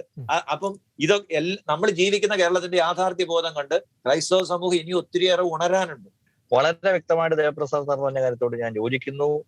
കാരണം പൂഞ്ഞാർ നിയോജകമണ്ഡലത്തിൽ ഇടതുപക്ഷ ജനാധിപത്യത്തിന്റെ സ്ഥാനാർത്ഥി വിജയിച്ചതിന്റെ ഏറ്റവും പ്രധാനപ്പെട്ട കാര്യം മുസ്ലിം സമുദായം ഒന്നടക്കം വോട്ട് ചെയ്തു ഇടതുപക്ഷ ജനാധിപത്യത്തിന് അനുകൂലമായി. അതിന് വേറൊരു കാരണമുണ്ട്. അത് പൂഞ്ഞാറിലെ വേറൊരു പ്രത്യേക പശ്ചാത്തലമാണ്. പൂഞ്ഞാറിൽ കുറെ നാളായി ഒരു MLA ഉള്ള ആ MLA-യുടെ ദുർചെയ്തികൾക്കെതിരെ വോട്ട് ചെയ്തതാണ്. ഞാൻ പറഞ്ഞു വന്ന അതല്ല, ഞാൻ പറയാൻ ഉദ്ദേശിച്ചതല്ല. ഇതാരാണ് ഈ ക്രിസ്ത്യൻ സമുദായത്തിന്റെ ഒരു ഏകീകരണം ഉണ്ടാക്കി ക്രിസ്ത്യൻ സമുദായത്തിന്റെ ആവശ്യങ്ങൾ ഉന്നയിക്കേണ്ടിടത്ത് ഉന്നയിക്കുവാനായിട്ട് ബാധിച്ചപ്പെട്ടവർ ആരാണ്? ആര് ചെയ്യുന്നുണ്ടത്? അത് നമ്മൾ മനസ്സിലാക്കണം. നമുക്കറിയാം ക്രിസ്ത്യൻ സമുദായത്തിന് വളരെ വളരെ സംഘടനകളുണ്ട്. എനിക്കറിയാം പള്ളികളിൽ സംഘടനകളുടെ ഒരു പെരുമഴ തന്നെയുണ്ട്. ഏത് സംഘടനയാണ് സ്വന്തമായി നമ്മുടെ ന്യായമായ ആവശ്യങ്ങൾക്ക് വേണ്ടി യുവജനങ്ങളുടെ ആവശ്യങ്ങൾക്ക് വേണ്ടി സമരം ആകപ്പാടെ ഞാൻ കണ്ടത് സമരം ചെയ്തത് ഈ പോലീസ് കോൺസ്റ്റബിളിന്റെ നിയമനത്തിൽ അതിനെതിരെ സമരം ചെയ്തു. അങ്ങനെ ഒരു സമരം നടന്നു. അങ്ങനെ ഒരു സമരം നടന്നു. അല്ലാതെ നമ്മുടെ സമുദായത്തിന്റെ അവകാശങ്ങൾ നേടിയെടുക്കാൻ വേണ്ടി എവിടെയൊക്കെ സമരം ചെയ്യുന്നുണ്ട്. യുവജനങ്ങളൊക്കെ ജോലി കിട്ടും, വിദേശത്തേക്ക് പോകുന്ന സാഹചര്യമാണുള്ളത്. അവരതിൽ കുടുംബവും ജനങ്ങളും അതുപോലെ പോകും. ക്ലിയർ ആണ്. ഓക്കെ, അതായത് ഇവിടെ വ്യക്തമായ രീതിയിൽ അത് ഉന്നയിക്കപ്പെടുന്നില്ല എന്നൊരു ആരോപണം അദ്ദേഹം ഉന്നയിക്കുന്നുണ്ട്. ഡോക്ടർ ചാക്കോ കലാമ്പൽ ഒരുപക്ഷെ ഇതിനകത്ത് കുറച്ചുകൂടി ക്ലാരിറ്റി തരാൻ പറ്റുമായിരിക്കും. ചാക്കോ കലാമ്പൽ പറയാം. ഞാൻ അതിനകത്ത് ഒന്ന് ചേർത്ത് വെക്കാൻ ആഗ്രഹിക്കുന്നു. അദ്ദേഹം പറഞ്ഞത് ശരിയാണ്. പക്ഷെ ഇതാരാണ് ഇത് ഉന്നയിക്കപ്പെടേണ്ടതുള്ള ചോദ്യത്തിന്റെ മറുപടി അദ്ദേഹം പറഞ്ഞതിൽ ഒരിക്കലും വിയോജിപ്പെട്ടു. ഇടതുപക്ഷത്തിലും വലതുപക്ഷത്തിലും മറ്റ് സമുദായങ്ങളിൽ നിന്ന് ജയിച്ചു പോകുന്ന ജനപ്രതിനിധികള് അതിനുവേണ്ടി നിലകൊള്ളുമ്പോൾ ക്രൈസ്തവ സമുദായത്തിൽ നിന്ന് ജയിച്ചു പോകുന്ന ജനപ്രതിനിധികൾ ഏകോപനത്തോടുകൂടി അവിടെ നിലകൊള്ളുന്നില്ല. നിയമസഭയ്ക്ക് അകത്തും പുറത്തും എന്നുള്ള വസ്തുത നമുക്ക് തമസ്കരിച്ചുകൂടാ. രണ്ടാമത്തത്, നമ്മുടെ സഭയിലെ സംഘടനകൾ എന്ന് പറയുന്നത് ഭക്ത സംഘടനകളാണ്. അതൊന്നും രാഷ്ട്രീയ സംഘടനകളല്ല. നമുക്കറിയാവുന്നതുപോലെ. സഭയ്ക്ക് അത്തരത്തിലൊരു കൃത്യമായ രാഷ്ട്രീയവുമില്ല. രാഷ്ട്രീയ അവബോധമുണ്ട്, രാഷ്ട്രീയ പാർട്ടിയില്ല. തീർച്ചയായിട്ടും. ഫാദർ വർഗീസ് വള്ളിക്കാട്ട്, ഇവിടെ ഏതൊക്കെ കാര്യങ്ങളായിരിക്കാം ഒരുപക്ഷെ അടുത്ത സർക്കാരിന്റെ മുന്നിലേക്ക് അങ്ങേരെ ശ്രദ്ധയിൽപ്പെടുത്താനുള്ളത്? ഇവിടെ നമ്മൾ 80:20 ആ ന്യൂനപക്ഷ സ്കോളർഷിപ്പിന്റെ കാര്യം പറഞ്ഞു. ഒരുപക്ഷെ JB കോശി കമ്മിറ്റി റിപ്പോർട്ട് ഒരുപക്ഷെ അങ്ങ് പരാമർശിച്ചേക്കാം. മറ്റെന്തൊക്കെ വിഷയങ്ങളിലാണ് ഈ സർക്കാർ ക്രൈസ്തവ സമൂഹങ്ങളുടെ ആവശ്യങ്ങളിൽ ചെവി കേൾക്കേണ്ടത്? ഏറ്റവും പ്രധാനപ്പെട്ട വിഷയം ക്രൈസ്തവ സമൂഹം കുറെ കൂടി ഒരു സമുദായ ബോധത്തോടുകൂടി പെരുമാറേണ്ടിയിരിക്കുന്നു. നമ്മളുടെ സമുദായത്തിലുള്ള സാധാരണക്കാരായിട്ടുള്ള മനുഷ്യരെ ബാധിക്കുന്ന പ്രശ്നങ്ങളെ സംബന്ധിക്കുന്ന ഒരു വളരെ സമഗ്രമായ ഒരു പഠനം തന്നെ ആവശ്യമുണ്ട്. ഇപ്പോഴത്തെ JB കോശി കമ്മീഷന്റെ ആ ഒരു നിയമനം ഒരു പക്ഷേ നമ്മളെ ഈ ഒരു കാര്യത്തിലേക്ക് സമുദായം എന്നുള്ള രീതിയിൽ കുറെ കൂടി ഒരു ജാഗ്രതയുള്ളവരാക്കും എന്ന് വിചാരിക്കുകയാണ്. അങ്ങനെയാണെങ്കിൽ ആ ഒരു പശ്ചാത്തലത്തിൽ നമ്മൾക്ക് സർക്കാരിന്റെ മുന്നിലേക്ക് കൊണ്ടുവരാൻ നിരവധിയായ പ്രശ്നങ്ങളുണ്ട്. നമ്മൾ ഒരു സമുദായം അതിന്റെ മിക്കവാറും എല്ലാ തലങ്ങളിലും പിന്നോട്ട് പോയിക്കൊണ്ടിരിക്കുന്ന ഒരു സമുദായമാണ്. അത് സാമ്പത്തിക രംഗത്താവട്ടെ, അത് വ്യവസായ രംഗത്താവട്ടെ, ഇന്ന് നമ്മൾ ഇവിടുത്തെ കൊമേഴ്ഷ്യൽ ആക്ടിവിറ്റി നോക്കുക, ലാൻഡ് ഹോൾഡിങ്സ് നോക്കുക, ഇങ്ങനെയുള്ള സമുദായത്തിലെ പ്രധാനപ്പെട്ട എല്ലാ രംഗങ്ങളിലും, അത് രാഷ്ട്രീയ രംഗം ഉൾപ്പെടെയുള്ള രംഗങ്ങളിൽ നിന്നാണ് ഞാൻ പറഞ്ഞു വരുന്നത്. അത്തരം രംഗങ്ങളിലൊക്കെ നിരന്തരം ബലഹീനമായിക്കൊണ്ടിരിക്കുന്ന ഒരു സമുദായമാണ് ക്രൈസ്തവ സമുദായം. അതേസമയം അങ്ങനെ ആയിരുന്നില്ല. ഇവിടെ വിദ്യാഭ്യാസപരമായി വളരെ മുന്നോക്കം നിൽക്കുകയും അതിന്റെ ഫലമായി സാമുദായികമായി ശക്തി പ്രാപിക്കുകയും ചെയ്ത കേരളത്തിലെ സമൂഹങ്ങളിൽ 1-ാം സ്ഥാനം എന്ന് പറയത്തക്ക വിധത്തിൽ മുന്നിട്ട് നിന്ന ഒരു സമുദായമാണ് ക്രൈസ്തവ സമൂഹം. പക്ഷേ ആ ഒരു തലത്തിൽ നിന്ന് നമ്മൾ മിക്കവാറും എല്ലാ തലങ്ങളിലും ഇന്ന് പിന്നോക്കം പോയിക്കൊണ്ടിരിക്കുന്നു. ഈ ഒരു ഇതിന്റെ കാരണം എന്ത് എന്നുള്ളതാണല്ലോ യഥാർത്ഥത്തിൽ ഇപ്പോൾ മിക്കവാറും എല്ലാ രൂപതകളും ക്രൈസ്തവ സമുദായങ്ങളും ഇപ്പോൾ ഈ JB കോശി കമ്മീഷന്റെ ഒരു നിയമനത്തിന്റെ പശ്ചാത്തലത്തിൽ ഒരു സമഗ്രമായ പഠനം തന്നെ നടത്തിക്കൊണ്ടിരിക്കുന്നുണ്ട്. അപ്പോൾ അത്തരം ഈ പിന്നോക്കാവസ്ഥയുടെ യഥാർത്ഥ ചിത്രം അത് കാർഷിക രംഗത്ത് ഉൾപ്പെടെ നമ്മളുടെ തീരദേശ മേഖലയിലെ ജനങ്ങൾ നൂറ്റാണ്ടുകളായിട്ട് ഏതാണ്ട് സമാനമായ പ്രശ്നങ്ങൾ അഭിമുഖീകരിച്ചുകൊണ്ടിരിക്കുകയും അത് കൂടുതൽ മോശമായിക്കൊണ്ടിരിക്കുകയും ചെയ്യുന്ന സാഹചര്യത്തിൽ ഈ മേഖലകളിലെ എല്ലാം ഒരു സമഗ്രമായ ഒരു വികസനം സമുദായത്തിലെ ജനങ്ങൾക്ക് ദേവപ്രസാദ് സാർ മുമ്പ് സൂചിപ്പിച്ചതുപോലെ കേരളത്തിലെ മറ്റ് സമുദായങ്ങൾക്ക് ലഭിക്കുന്ന ആനുകൂല്യങ്ങൾക്കും അവകാശങ്ങൾക്കും തുല്യമായി, അതിന് ആനുപാതികമായി, ജനസംഖ്യ ആനുപാതികമായി ഈ ക്രൈസ്തവ സമുദായത്തിലെ സാധാരണക്കാരായിട്ടുള്ള ജനങ്ങൾക്ക് അവകാശപ്പെട്ട എല്ലാ ആനുകൂല്യങ്ങളും ലഭിക്കണം. അവരുടെ അവകാശങ്ങൾ ലഭിക്കുന്നു എന്ന് ഉറപ്പുവരുത്താൻ സമുദായത്തിന് കടമയുള്ളതുപോലെ ഭരിക്കുന്ന സർക്കാരിനും കടമയുണ്ട്. ശരി, വർഗീസ് വള്ളിക്കാട്ട്, ഇവിടെ ഈ കാര്യങ്ങൾക്ക് നേതൃത്വം കൊടുക്കേണ്ടത് ആരാണ്? അത് അൽമായ സംഘടനകളുടെയും യുവജന സംഘടനകളുടെയും മാത്രം ഉത്തരവാദിത്വമാണ്. സഭാ തലത്തിൽ ഇത്തരം കാര്യങ്ങളിൽ ഒരു ഏകോപനം ഉണ്ടോ?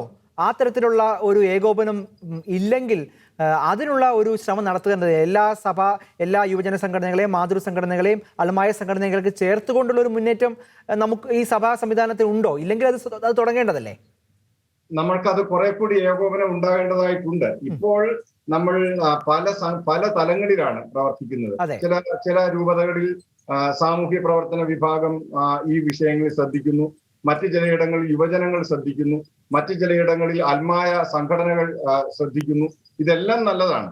പക്ഷേ ഞാൻ വിചാരിക്കുന്നു അധികം വൈകാതെ KCBC തലത്തിൽ നമ്മൾക്ക് മറ്റു പല വിഷയങ്ങൾക്കും പ്രത്യേക കമ്മീഷനുകളും സെക്രട്ടേറിയറ്റുകളും ഉള്ളതുപോലെ, സെക്രട്ടേറിയറ്റ് സംവിധാനങ്ങളും ഉള്ളതുപോലെ ഈ ക്രിസ്തീയ സമുദായത്തിന്റെ പിന്നോക്കാവസ്ഥയുടെ പ്രശ്നങ്ങൾ നിരന്തരമായി പഠിക്കുകയും വിശകലനം ചെയ്യുകയും അതിന്റെ യഥാർത്ഥ പ്രശ്നങ്ങൾ സർക്കാരിന്റെ മുന്നിലേക്ക് കൊണ്ടുവരുന്നതിന് എല്ലാ ക്രൈസ്തവ വിഭാഗങ്ങളെയും, പ്രത്യേകിച്ച് കത്തോലിക്ക സഭയുടെ എല്ലാ 3 സഭാ വിഭാഗങ്ങളെയും സമഗ്രമായി കണ്ടുകൊണ്ട് ആ പ്രശ്നങ്ങളെ സർക്കാരിന്റെ മുന്നിലേക്ക് കൊണ്ടുവരുന്നതിന് കുറെ കൂടി ഫലപ്രദമായി പ്രവർത്തിക്കാൻ കഴിയുന്ന ഒരു സംവിധാനം KCBC ആലോചിക്കുമെന്നും അത് നടപ്പിൽ വരുത്തുമെന്നും തന്നെയാണ് ഞാൻ വിചാരിക്കുന്നത്. തീർച്ചയായും വ്യക്തമാണ്. ഇക്കാര്യത്തിൽ എനിക്ക് ഒരു 3 കാര്യങ്ങൾ പറയാനുണ്ട്. ഓക്കെ, ശ്രീ ടി ദേവപ്രസാദ് പറയൂ. ചാക്കോ സാറ് ചൂണ്ടിക്കാണിച്ച ആര് ഇതിന് നേതൃത്വം കൊടുക്കണം. നമുക്കുള്ളത് ഭക്തസംഘടനകളാണ്. കത്തോലിക്ക കോൺഗ്രസ് ഒരു ഭക്തസംഘടനയാണെന്ന് സാറ് പറയരുത് എന്നാണ് എന്റെ അപേക്ഷ. കാരണം നിധീരിക്ക മാണിക്കത്തനാർ കൂടുതൽ ഭക്തസംഘടനകളാണ്. ഞാൻ പറയട്ടെ, ജാത്യൈക്യ സംഘം മുതല് ഈ സമൂഹത്തിന്റെ പുരോഗതിക്ക് വേണ്ടി പ്രവർത്തിക്കേണ്ടത് ഇന്നിപ്പോ സാധിക്കുന്നില്ലെങ്കിൽ അതിന് സാധിക്കണം കത്തോലിക്ക കോൺഗ്രസിന് എന്ന് വിശ്വസിക്കുന്ന ഒരാളാണ് ഞാൻ. കാരണം അവർക്ക് ഈ MLA-മാരുടെ കാര്യം പറഞ്ഞു, MLA-മാരെ കൊണ്ട് നിർബന്ധിപ്പിക്കുന്ന രീതിയിലേക്ക് വരാൻ സമുദായ സംഘടനയ്ക്ക് സാധിക്കണം. അതാണ് മുസ്ലിം കമ്മ്യൂണിറ്റിയിലുള്ളത്. MLA-മാരെ കൊണ്ട് നിർബന്ധിക്കുക. അവർക്കത് അങ്ങനെ ചെയ്തില്ലെങ്കിൽ അവർക്ക് അവരുടെ നാട്ടിലേക്ക് ചെല്ലാൻ അല്ലെങ്കിൽ അവരുടെ സമൂഹത്തിലേക്ക് ചെല്ലാൻ പറ്റാത്ത ഒരു സാഹചര്യം ഉണ്ടാവും. MLA-മാർക്കും അതേ തരത്തിൽ ഇങ്ങനെയൊക്കെ പറഞ്ഞ് പലതരം കാര്യങ്ങളുണ്ട്. പക്ഷെ ഞങ്ങൾക്ക് ഇതില്ലെങ്കിൽ പറ്റിയല്ല എന്ന് പറയത്തക്ക ഒരു രീതിയിലേക്ക് ഈ ക്രൈസ്തവ MLA-മാരെ കൊണ്ട് ചിന്തിപ്പിക്കുന്ന ഒരു രീതിയിലേക്ക് കാര്യങ്ങൾ എത്തിക്കാൻ സാധിക്കണം. അതുപോലെ ഒരു സമ്മർദ്ദ ഗ്രൂപ്പായി നമ്മുടെ കത്തോലിക്ക കോൺഗ്രസ്, അതിന്റെ യുവജന സംഘടനയുണ്ടെങ്കിൽ യുവജന സംഘടന അത് വളരണം. അത് വളർന്നെത്തിയാൽ മാത്രമേ സാധിക്കുള്ളൂ. പിന്നെ മൂന്നാമത് ഒരു കാര്യം കൂടി പറയാം. നമ്മൾ ഉറച്ച നിലപാടുകൾ എടുക്കണം. ഉറച്ച നിലപാടിന്റെ ഒരു ഉദാഹരണം ഞാൻ പറയാം. ഈ കൊല്ലം വർഷങ്ങളായി സിറോ മലങ്കര സഭ തിരുവനന്തപുരത്ത്, പ്രധാനമായും തിരുവനന്തപുരത്താണ്, നാടാർ സംവരണത്തിന് വേണ്ടി ആഗ്രഹിക്കുന്നുണ്ടായിരുന്നു. അത് ഉമ്മൻചാണ്ടി പലതവണ കളിപ്പിച്ചെന്ന് വാവാ തിരുമേനി തന്നെ പരസ്യമായിട്ട് പറഞ്ഞിട്ടുണ്ട്. അവസാനം പിണറായി വിജയൻ അവസാന കാലത്ത് അതിന് ഉത്തരവിട്ടു. ഇലക്ഷൻ വന്നപ്പോ വളരെ സ്പെസിഫിക് ആയിട്ട് പിതാവല്ല, പിതാവിന്റെ ഇക്കാര്യത്തിൽ നേതൃത്വം കൊടുക്കുന്ന ജോഷുവ കന്നില്ലൂർ എന്ന് പറഞ്ഞ അച്ഛൻ പ്രസ്താവന ഇറക്കി. നമ്മളൊരാവശ്യമായിട്ട് ചെല്ലുമ്പോൾ മതദ്വേഷികളും അല്ലെങ്കിൽ വർഗീയക്കാരും നമ്മുടെ അടുത്ത് മതേതരത്വം പറഞ്ഞു വരുന്നവർ നമ്മൾ തിരിച്ചറിയണം. നമുക്ക് ഈ സംവരണം സാധിച്ചെന്ന പിണറായി സർക്കാരാണ്, ആ സർക്കാർ നോട്ട്. ഇങ്ങനെ ചില കാര്യങ്ങൾ സ്പെസിഫിക് ആയിട്ട് പറഞ്ഞ് തീരുമാനം എടുക്കാനുള്ള ഒരു തന്റെ ഇടം സഭയ്ക്ക് ഉണ്ടായില്ലെങ്കിൽ എല്ലാവർക്കും തട്ടാവുന്ന ഒരു സ്ഥിതി നമ്മൾ വരും. നമ്മൾ ആവശ്യത്തോടെ എടുക്കുമ്പോൾ മതേതരത്വം, സോഷ്യലിസം, സാമൂഹ്യ ബോധം എന്നൊക്കെ പറയും. പക്ഷെ അങ്ങനെയല്ല. ഈ കാര്യങ്ങൾ ഞങ്ങൾ ചെയ്തു തന്ന ഈ ഗവൺമെന്റാണ്, അത് ജനങ്ങൾ ഓർക്കണം എന്ന് പറയാനുള്ള ഒരു ബാധ്യതയുണ്ട്. പക്ഷെ ഇതിനകത്ത് MLA-മാരെ കർമ്മകുശലരൊക്കെ, ഞാൻ മൂന്നാമത്തെ പോയിന്റ് എനിക്ക് പറയാനുള്ള ഇതാണ്, നമ്മുടെ പിതാക്കന്മാര് ഇങ്ങനെയുള്ള കാര്യങ്ങളിൽ പരസ്യമായ അഭിപ്രായങ്ങളിലേക്ക് വരുന്നത്. അവര് അതെല്ലാം ഒരു മന്ത്രി തലത്തിൽ ഇപ്പൊ മുഖ്യമന്ത്രിയെ വിളിച്ച് സംസാരിക്കണം.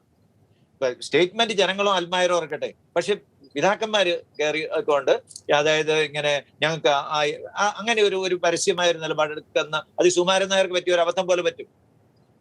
നേരെ മറിച്ച് ഒരു പിതാവ് ഇന്ന് പിണറായി അല്ലെങ്കിൽ ഉമ്മൻചാണ്ടി ഏത് മുഖ്യമന്ത്രിയാണെങ്കിലും വിളിച്ചിട്ട്, അല്ലെങ്കിൽ ഇതിനൊരു കമ്മീഷൻ ഉണ്ടെങ്കിൽ കമ്മീഷന്റെ സെക്രട്ടറി വിളിച്ചിട്ട് പറഞ്ഞാൽ അതിന് വിലയുണ്ട്. അതിപ്പോ നാട്ടുകാർ അറിയണമെന്നില്ല അത്. പക്ഷെ അത് കമ്മ്യൂണിറ്റിയുടെ സംഘടനകളിലൂടെ അത് പുറത്തു വരാം. പക്ഷെ പിതാക്കന്മാർ ഇങ്ങനെ പരസ്യമായിട്ട് ഈ പാർട്ടിക്ക് അല്ലെങ്കിൽ ഇന്നവർക്ക് എന്ന് അവര് പ്രശ്നങ്ങൾ അങ്ങനെ പറയുമ്പോൾ അങ്ങ് രണ്ടാമത് പറഞ്ഞത് മൂന്നാമത് തമ്മിൽ വൈരുദ്ധ്യമല്ലേ ആ പറഞ്ഞത്? വൈരുദ്ധ്യമല്ല. സമുദായ സംഘടനകൾ അവരുടെ നിലപാട് വ്യക്തമാക്കണം. പക്ഷെ സമുദായത്തിന്റെ ആത്മീയതയും കൂടെ നേതൃത്വം കൊടുക്കുന്ന പിതാക്കന്മാര് ഇങ്ങനെയുള്ള കാര്യങ്ങളിൽ വളരെ അത്യാവശ്യമായി വരുമ്പോ, ഇപ്പം മതം നിരോധനം വല്ല നിയമങ്ങൾ ഉണ്ടാക്കണം, അങ്ങനെയുള്ള കാര്യങ്ങളിൽ ഒഴികെ വരുന്ന കാര്യങ്ങളിൽ, സാമൂഹിക പ്രശ്നങ്ങളിൽ പരസ്യമായ നിലപാടെടുത്താൽ ഉടനെ മറ്റുള്ളവർക്ക് ഇത് മത നേതാക്കന്മാർക്ക് വഴങ്ങി എന്ന് പറയാനുള്ള ഒരു അവസരം ഉണ്ടാവും. അത് കറക്റ്റാണ്. ഒരു ഭരിക്കുന്നവർക്ക് ഒരു ബുദ്ധിമുട്ടുണ്ട്. അവരെ പ്രതിസന്ധിയിലാക്കും തരത്തിലുള്ള നമുക്കെതിരായി തീരുമാനം എടുക്കാൻ അല്ലെങ്കിൽ നമുക്കൊരു അനുകൂലമായ തീരുമാനം എടുക്കാൻ അവരെ തടയുന്ന ഒരു സാഹചര്യം ഉണ്ടാക്കും. തീർച്ചയായും വളരെ വളരെ വളരെ പ്രസക്തമായ ആശയമാണ് പങ്കുവച്ചത് ഡോക്ടർ ചാക്കോ കടകംപള്ളി. ഈ ചർച്ചയുടെ ഏറ്റവും അവസാന ഘട്ടത്തിൽ അങ്ങ് പറഞ്ഞ ആശയം അങ്ങേക്ക് പൂർത്തീകരിക്കാം. ഏതൊക്കെ ഇടപെടലുകളാണ് ഈ ക്രൈസ്തവ സമൂഹങ്ങൾ, JKCC ഉൾപ്പെടെയുള്ള സംഘടനകൾക്ക് ഈ വിഷയത്തിൽ ചെയ്യേണ്ടത്? പുതിയ സർക്കാരിനോട്, വരാൻ പോകുന്ന സർക്കാരിനോട്, സംവിധാനങ്ങളോട് എന്താണ് പറയുവാനുള്ളത്? ഞാൻ വള്ളിക്കാടച്ചൻ പറഞ്ഞ പോയിന്റിൽ തുടങ്ങിയാണ്. അച്ഛൻ പറഞ്ഞതുപോലെ നമുക്ക് ക്രൈസ്തവ സമൂഹത്തിന് ഒരു സമുദായ ബോധത്തിന്റെ കുറവുണ്ട്, അല്ലെങ്കിൽ ഈ കാലഘട്ടത്തിൽ അതൊന്ന് ഭവിച്ചിട്ടുണ്ട് എന്നുള്ളത് വളരെ പ്രത്യേകം ശ്രദ്ധിക്കപ്പെടേണ്ട ഒരു കാര്യമാണ്. അതിന് അപവാദമായി നമ്മൾ മാറ്റിയെടുക്കേണ്ടത് നമ്മുടെ ദേവപ്രസാദ് സാർ പറഞ്ഞ പോലെ കത്തോലിക്ക കോൺഗ്രസ് പോലുള്ള സമുദായ സംഘടനകളെയാണ്. മറ്റുള്ള സംഘടനകളൊക്കെ ഭക്ത സംഘടനകളായി നിൽക്കുമ്പോഴും കത്തോലിക്ക കോൺഗ്രസ് ഒരു സമുദായ സംഘടനയാണെന്നുള്ളതിന് യാതൊരു സംശയവുമില്ല. പക്ഷെ ആ കത്തോലിക്ക കോൺഗ്രസിനെ ചേർത്ത് വെക്കുവാനായിട്ട് ക്രിസ്ത്യൻ കമ്മ്യൂണിറ്റിയിലെ 18 വയസ്സിന് മുകളിലുള്ള എല്ലാ അംഗങ്ങളും തയ്യാറാകുകയും അത് അവരുടെ ഒരു മാതൃസ്നേഹം പോലെ കൊണ്ടടക്കാൻ പര്യാപ്തമാകുന്ന ഒരു സമുദായ സ്നേഹമായത് രൂപപ്പെടുകയും ചെയ്യുമ്പോൾ നമുക്ക് തീർച്ചയായിട്ടും കൂടുതൽ ശക്തി ആർജിക്കുവാനായിട്ട് കഴിയും. അതോടൊപ്പം തന്നെ ഇവിടെ അച്ഛൻ ദേവപ്രസാദ് സാർ സൂചിപ്പിച്ചതുപോലെ എനിക്ക് തോന്നുന്നത് നമ്മുടെ സിനഡ് തലത്തിലൊക്കെ നമുക്ക് ബിഷപ്പുമാരുടെ നേതൃത്വം വരുന്ന വിവിധ പോർട്ട്ഫോളിയോസ് ഉണ്ട്.